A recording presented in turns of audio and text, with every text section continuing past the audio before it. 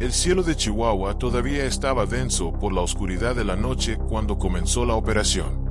Ni una sirena, ni una luz de advertencia. Solo un silencio casi absoluto. Un silencio tenso como la cuerda de un arco, que ocultaba el movimiento de cientos de fantasmas uniformados.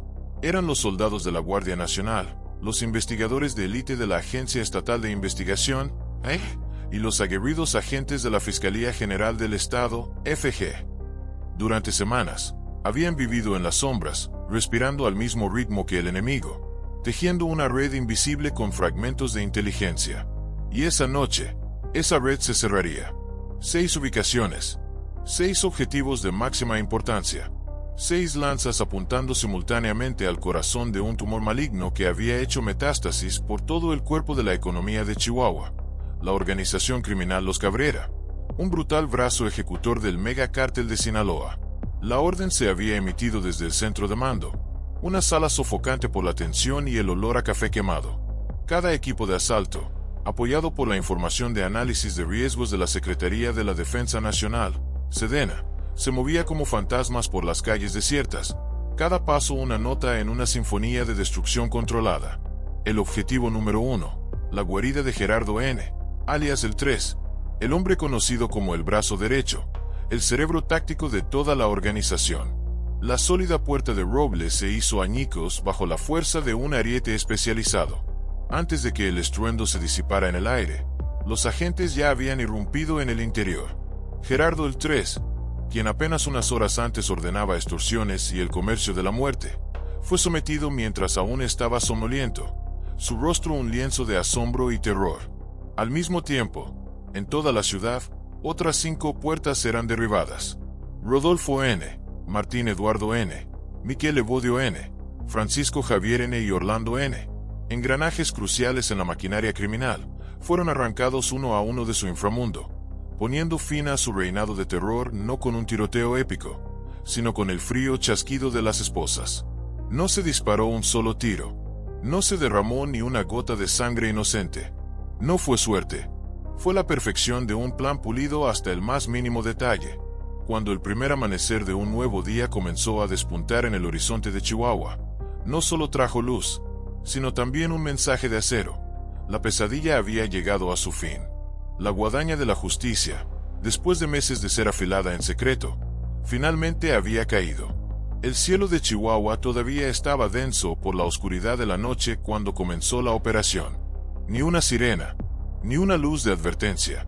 Solo un silencio casi absoluto. Un silencio tenso como la cuerda de un arco, que ocultaba el movimiento de cientos de fantasmas uniformados. Eran los soldados de la Guardia Nacional, los investigadores de élite de la Agencia Estatal de Investigación, y los aguerridos agentes de la Fiscalía General del Estado, FG. Durante semanas, habían vivido en las sombras, respirando al mismo ritmo que el enemigo, tejiendo una red invisible con fragmentos de inteligencia. Y esa noche, esa red se cerraría. 6 ubicaciones, 6 objetivos de máxima importancia, 6 lanzas apuntando simultáneamente al corazón de un tumor maligno que había hecho metástasis por todo el cuerpo de la economía de Chihuahua. La organización criminal Los Cabrera, un brutal brazo ejecutor del megacártel de Sinaloa. La orden se había emitido desde el centro de mando, una sala sofocante por la tensión y el olor a café quemado. Cada equipo de asalto, apoyado por la información de análisis de riesgos de la Secretaría de la Defensa Nacional, Sedena, se movía como fantasmas por las calles desiertas, cada paso una nota en una sinfonía de destrucción controlada. El objetivo número 1, la guarida de Gerardo N., alias el 3, el hombre conocido como el brazo derecho, el cerebro táctico de toda la organización. La sólida puerta de roble se hizo añicos bajo la fuerza de un ariete especializado. Antes de que el estruendo se disipara en el aire, los agentes ya habían irrumpido en el interior. Gerardo el 3, quien apenas unas horas antes ordenaba extorsiones y el comercio de la muerte, fue sometido mientras aún estaba somnoliento, su rostro un lienzo de asombro y terror. Al mismo tiempo, en toda la ciudad, otras 5 puertas eran derribadas. Rodolfo N., Martín Eduardo N., Miquel Evodio N., Francisco Javier N. y Orlando N., engranajes cruciales en la maquinaria criminal, fueron arrancados uno a uno de su inframundo, poniendo fin a su reinado de terror no con un tiroteo épico, sino con el frío chasquido de las esposas. No se disparó un solo tiro. No se derramó ni una gota de sangre inocente. No fue suerte. Fue la perfección de un plan pulido hasta el más mínimo detalle. Cuando el primer amanecer de un nuevo día comenzó a despuntar en el horizonte de Chihuahua, no solo trajo luz, sino también un mensaje de acero. La pesadilla había llegado a su fin. La guadaña de la justicia, después de meses de ser afilada en secreto, finalmente había caído. Unas horas más tarde, en la capital, en un auditorio abarrotado de periodistas, el secretario de Seguridad y Protección Ciudadana, García Harfuch, subió al podio. Su rostro era frío, su voz firme. Cada palabra que pronunciaba era como un martillazo clavando el ataúd de los Cabrera. Señoras y señores, comenzó, mientras su mirada recorría a la multitud. La operación que presenciamos esta madrugada en Chihuahua no es simplemente la detención de 6 individuos. Estamos hablando de la amputación de uno de los tentáculos más peligrosos del cártel de Sinaloa, una célula criminal que había establecido un verdadero reinado de terror, una economía construida enteramente sobre el miedo de la comunidad empresarial. Las palabras de García Harfuch descubrieron el velo que cubría una realidad aterradora que el pueblo de Chihuahua había soportado en silencio. Los Cabrera, bajo la dirección desde las sombras de su fundador Roberto N., el 4, y la ejecución brutal de su hermano menor, Gerardo el 3, no solo delinquían, habían construido un sistema de gobierno paralelo. No son delincuentes comunes ni aficionados temerarios, enfatizó el secretario, con una voz que resonaba con desdén. Nos enfrentamos a una estructura organizativa sofisticada, una empresa criminal multisectorial. Habían logrado crear una enorme maquinaria de hacer dinero, combinando la brutalidad de la extorsión sistemática con las enormes ganancias del narcotráfico de alto nivel. Estas dos ramas de negocio ilegal operaban en paralelo, apoyándose mutuamente sin interferencias, una prueba de la sofisticación de su pensamiento de gestión criminal. García Harfuch continuó profundizando en su modus operandi, pintando un cuadro espeluznante de lo que él llamó la economía del miedo.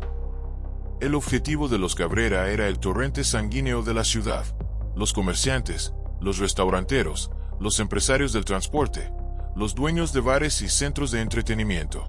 Todo comenzaba de manera sutil. 2 hombres bien vestidos, quizás Rodolfo N., el encargado de cobrar piso, entraban en un negocio. No gritaban, no blandían armas. Hablaban con calma, casi con cortesía. Se presentaban como representantes de la empresa y explicaban que para que el negocio funcionara sin problemas, con seguridad y sin ser molestado, el propietario debía pagar una cuota de seguro mensual. Los informes de inteligencia y los testimonios que hemos recopilado durante 4 meses de investigación, reveló García Harfuch, muestran un patrón de intimidación estandarizado hasta un punto aterrador.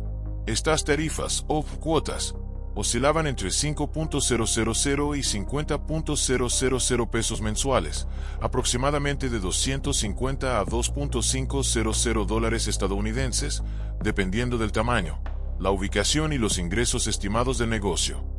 Si el dueño del negocio dudaba, la sonrisa en los labios de los cobradores desaparecía. Empezaban a contar fábulas. La historia de un restaurantero del barrio de al lado que había rechazado la oferta de cooperación, y a la mañana siguiente, su restaurante estaba en cenizas. La historia de un dueño de un taller mecánico que intentó denunciar a la policía, y días después, su hijo fue secuestrado y solo liberado después de que entregó todos los ahorros de la familia. No eran amenazas vacías, dijo el secretario, con voz sombría. Eran promesas. Este sistema se reforzaba con violencia extrema. Quienes se negaban a cooperar enfrentaban consecuencias inmediatas, propiedades destruidas, familiares amenazados, en algunos casos, ejecuciones brutales para dar ejemplo. Muchos comerciantes, en su desesperación, eligieron el camino más doloroso de cerrar permanentemente los negocios que habían construido con sudor y lágrimas, en lugar de vivir arrodillados ante estas exigencias criminales. El miedo se convirtió en una moneda. El silencio era una mercancía. La economía de Chihuahua estaba siendo estrangulada, no por una recesión, sino por un impuesto invisible, un cáncer que la corroía desde dentro. La operación fue un éxito no solo por la captura de los sicarios, sino porque decapitó la cabeza y neutralizó los componentes de la máquina. García Harfuch, con el apoyo de organigramas en una gran pantalla detrás de él, procedió a una disección detallada de la estructura de poder de los Cabrera. En la cima de la pirámide estaba Roberto N., el 4. Él era el autor intelectual, el hermano mayor, el arquitecto del imperio. Nunca se mostraba, operando desde las sombras, posiblemente desde una lujosa villa en Sinaloa o incluso al otro lado de la frontera. El 4 era responsable de la estrategia general, decidir los territorios de operación, identificar los objetivos de extorsión a gran escala. Lo más importante, mantener alianzas estratégicas con los niveles más altos de la estructura de mando del cártel de Sinaloa. Roberto N. es nuestro objetivo prioritario número 1, declaró García Harfuch. Sigue prófugo, pero el cerco se está estrechando. Él es la cabeza de la serpiente, y no descansaremos hasta que esa cabeza sea cortada. Si el 4 era el cerebro, su hermano menor, Gerardo el 3, era el puño de hierro. Él era el operador táctico, el gobernador del territorio criminal de Chihuahua. Cada orden del 4 era convertida en acción por el 3. Coordinaba a los equipos de sicarios, supervisaba las actividades de cobro, gestionaba las rutas de narcotráfico y no dudaba en ordenar castigos para los disidentes. La detención de el 3 no es solo la captura de un criminal, explicó el secretario. Es la neutralización de todo el brazo ejecutor de la organización. Hemos cortado el brazo extendido de un terrorista, paralizando su capacidad de sembrar el terror en la economía local y la paz de cientos de familias. Los otros 4 detenidos eran los tenientes, cada uno controlando un eslabón crucial en la cadena del crimen. Rodolfo N., 34 años, el cobrador. Él era el rostro de la amenaza.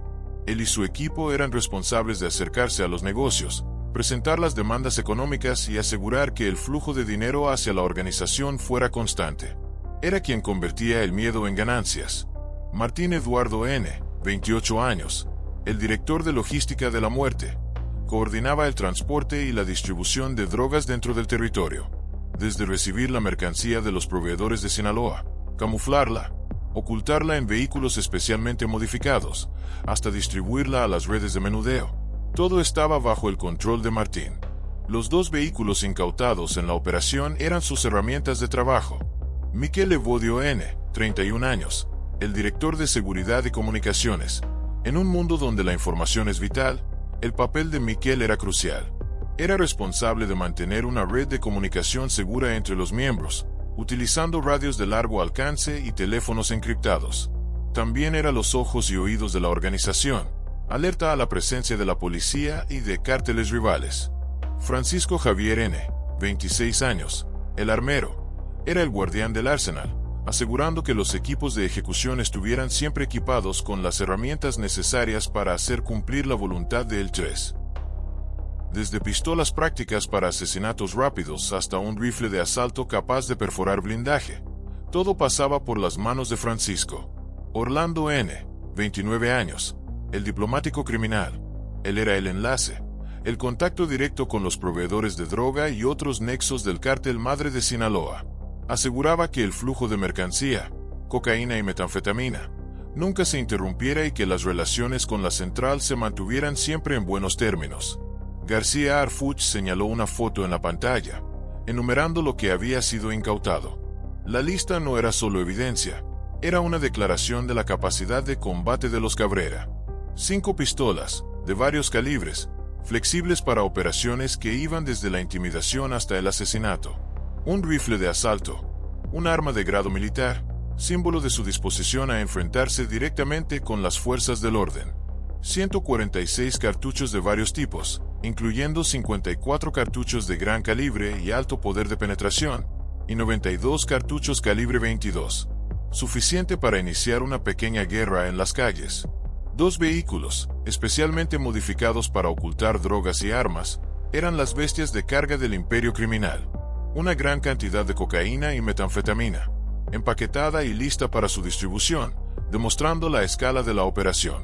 Los análisis preliminares, dijo García Harfuch, muestran que la pureza y las características de esta droga coinciden perfectamente con el perfil de la droga que el cártel de Sinaloa utiliza en sus operaciones de transporte internacional. Esto confirma que los Cabrera no era solo una célula, sino una parte integral de su cadena de suministro global. Radios de largo alcance y una serie de teléfonos móviles. Esta era la mina de oro de inteligencia. Eran el sistema nervioso de la organización, conteniendo sus secretos más oscuros. El éxito de la Operación Tormenta no fue un milagro. Fue el resultado de un proceso de investigación de 4 meses, una compleja sinfonía de coordinación interinstitucional que García Harfuch describió como un ejemplo de libro de texto de cómo debemos luchar y ganar la guerra contra el crimen organizado. Todo comenzó con informes dispersos. El dueño de una tienda llamó anónimamente a la línea directa. Una denuncia anónima fue enviada a la Fiscalía General del Estado. Al principio, parecían casos de extorsión comunes, pero los fiscales experimentados de la FGE notaron algo inusual. Fueron los primeros en identificar el patrón criminal, reconoció García Harfuch. El método de aproximación, las tarifas de cuota impuestas, la forma de amenazar, todo tenía una firma consistente, un profesionalismo aterrador. Se dieron cuenta de que esto no era obra de delincuentes callejeros, sino de una organización estructurada. Una vez identificado el patrón, la tarea pasó a los detectives de la AE. Eran los cazadores silenciosos. Durante semanas, utilizaron todas las técnicas de investigación modernas. Vigilancia física. Agentes encubiertos siguieron a los sospechosos, documentando sus reuniones, los lugares que frecuentaban, sus rutinas diarias. Se sentaron en coches sin matrícula durante horas, tomando fotos a distancia, construyendo un panorama completo de la vida de cada miembro del grupo. Análisis de comunicaciones, con autorización judicial. Los expertos técnicos comenzaron a monitorear los patrones de comunicación, no para escuchar el contenido, sino para determinar quién hablaba con quién y con qué frecuencia, dibujando así el mapa de la red de relaciones. Seguimiento de comportamiento.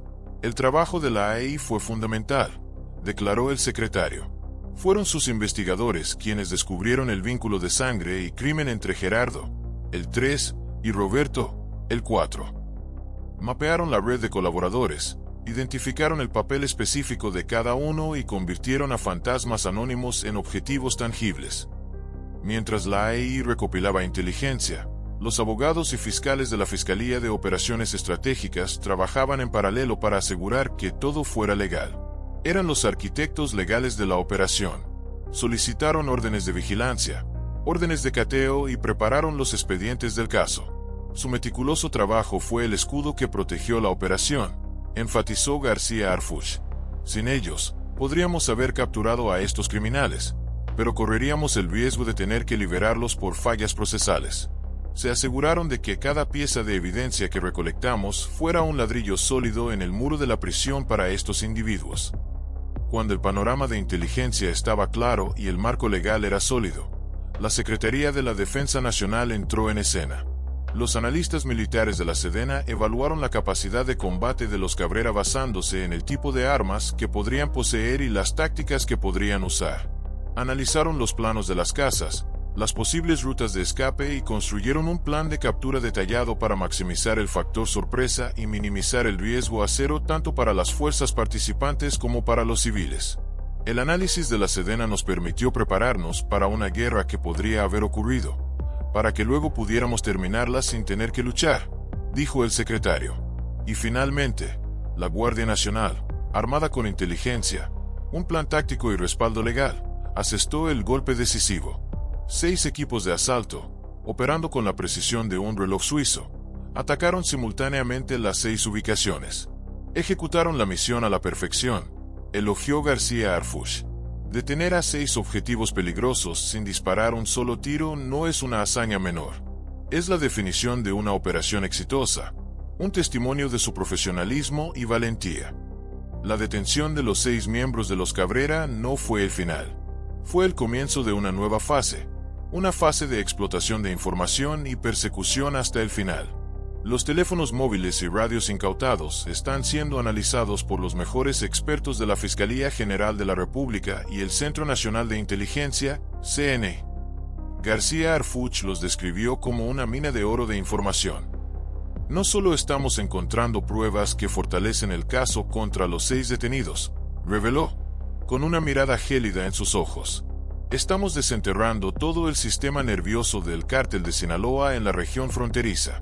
Estos dispositivos contienen directorios de contactos con otros operadores de Sinaloa en estados vecinos como Sonora, Durango y el propio Sinaloa, rutas de transporte, mapas detallados de rutas seguras para introducir droga en Chihuahua y cruzarla a los Estados Unidos, información de proveedores, datos sobre las fuentes de suministro de armas y municiones, registros de pagos, libros contables que registran los pagos de extorsión de cientos de empresas, una prueba irrefutable de la escala de la red criminal, códigos de comunicación, las claves utilizadas para comunicarse con los niveles más altos de la estructura de mando del cártel de Sinaloa.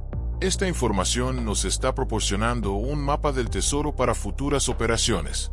Cada nombre, cada ubicación, cada número es una pista potencial, un nuevo objetivo. Con el 3 tras las rejas y enfrentando cargos federales por delincuencia organizada, narcotráfico y posesión de armas de uso exclusivo del ejército, delitos que podrían llevarlo a prisión de 15 a 40 años, o incluso de por vida. La atención se centra ahora en Roberto el 4. La investigación está lejos de terminar, declaró García Harfuch. Roberto, el 4, sigue prófugo, y es el objetivo prioritario número 1 del gobierno de México. Tenemos equipos dedicados trabajando 24/7 solo para localizarlo. El secretario reveló un detalle crucial. La casa se ha extendido más allá de las fronteras. Tenemos inteligencia confiable que sugiere que Roberto N. podría haber cruzado a los Estados Unidos para evadir la justicia, posiblemente escondiéndose en Texas o Nuevo México. Estamos colaborando estrechamente con nuestras agencias homólogas de EU, incluidas la DEA y el FBI, para localizarlo, arrestarlo y extraditarlo a México para que enfrente sus crímenes. García Harfuch concluyó la conferencia de prensa con un mensaje contundente, no solo para el público, sino como una advertencia directa a todo el AMPA criminal de México. El desmantelamiento de los Cabrera es parte de una estrategia integral, una campaña nacional dirigida a las estructuras del cártel de Sinaloa y otras organizaciones criminales, dijo. Sabemos que Sinaloa tiene células similares en Sonora, Baja California, Durango y Coahuila. La información obtenida en esta operación será nuestra arma en las próximas batallas. El modelo de coordinación interinstitucional que han visto en Chihuahua será el nuevo estándar. La FGE, la AI, la Fiscalía de Operaciones Estratégicas, la Sedena y la Guardia Nacional, cuando trabajamos como una unidad, compartiendo inteligencia, recursos y experiencia, somos una fuerza imparable. Este modelo se replicará para combatir a las células del Cártel de Jalisco Nueva Generación, CJNG, los Zetas y cualquier organización que se atreva a amenazar nuestra seguridad nacional. Hizo una pausa, dejando que sus palabras calaran en la sala. Con Gerardo, el 3, tras las rejas, sus 5 principales colaboradores neutralizados y la casa de Roberto, el 4, en pleno apogeo, el gobierno de México ha enviado un mensaje claro, firme e inequívoco. No habrá refugio. No habrá clemencia. La coordinación institucional, la inteligencia estratégica y la voluntad política son las herramientas más eficaces para desmantelar el crimen organizado. Continuaremos esta lucha, en todos los frentes, hasta que recuperemos la paz y la seguridad que todo ciudadano mexicano merece. Los flashes de las cámaras estallaron sin cesar. La conferencia de prensa terminó, pero la guerra continuaba.